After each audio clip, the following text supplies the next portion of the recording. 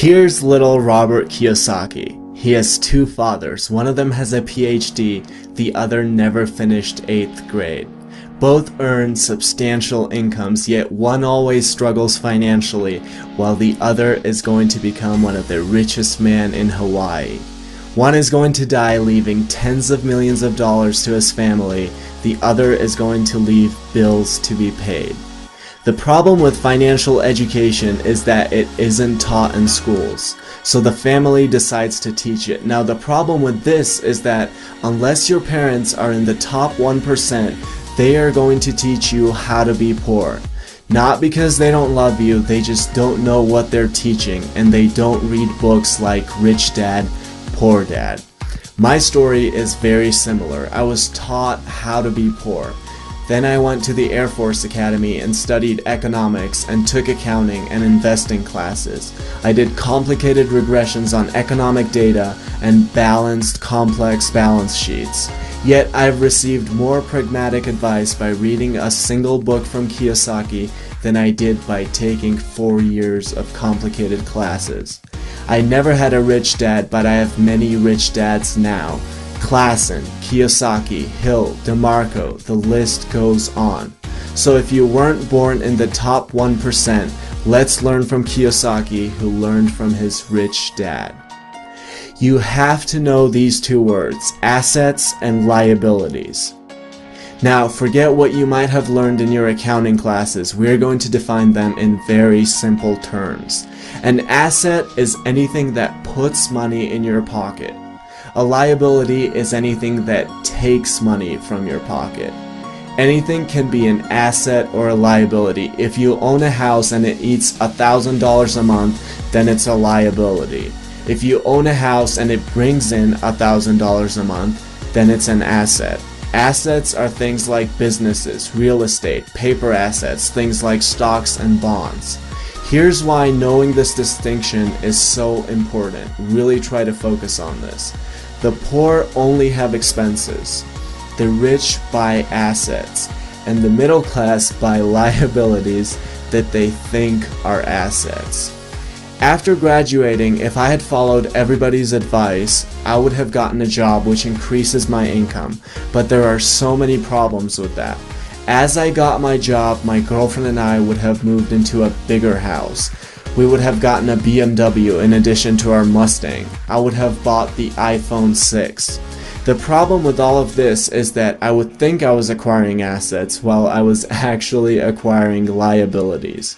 I would have to pay every month for the house, for the car, for my expensive phone. In essence, unless you make a paradigm shift about what you do with your money, which is to buy actual assets, no matter how much income you earn from your job, you will just match it with your liabilities and expenses. Your friends might admire your iPhone 6 and you might look rich, but you will never actually be rich. Now, there's nothing wrong with having your job. I just don't have one because I'm operating from the assets quadrant.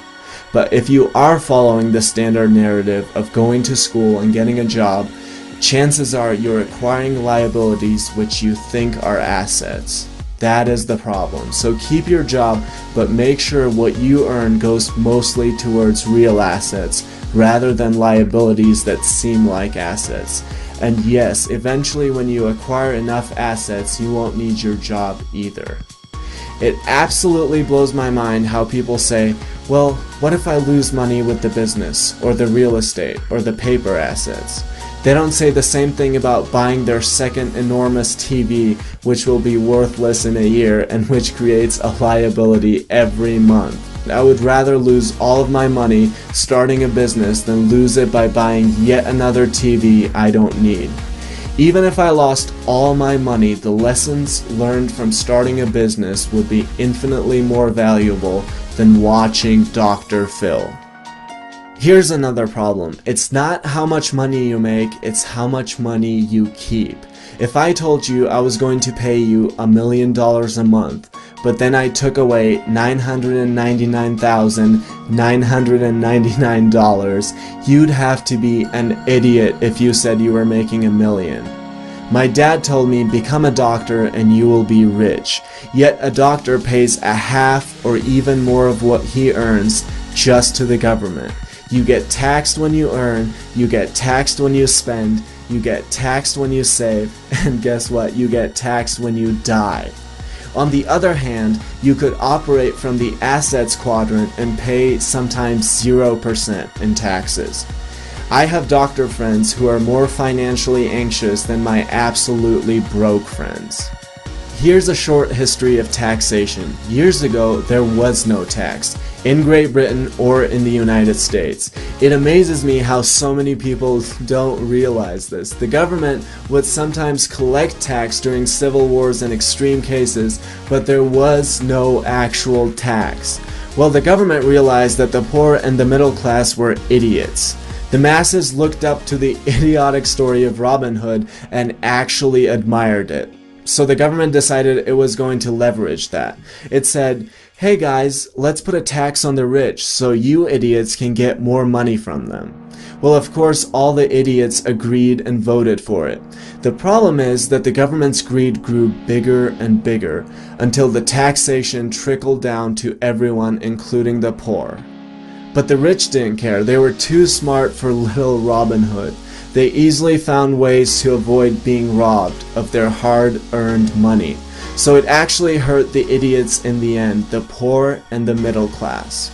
That is why Warren Buffett pays lower tax rate than his secretary. I was born in 1992 in the Republic of Georgia, right after the breakup of the Soviet Union. If you think I worked my ass off in poverty for 2 decades, so one day I could come to another communist state, you must be out of your mind. You must be out of your mind if you think I'm going to share over half of what I earned with blood and sweat with people who want to sit on their ass and watch TV all day and collect the benefits the government hands out to them so they can get re-elected. The rich are too smart for this. Yes, I'm going to buy my BMW. I'm just going to buy it for my corporation. A poor person thinks of a bunch of buildings when he thinks of a corporation, when in reality it's really a folder full of papers.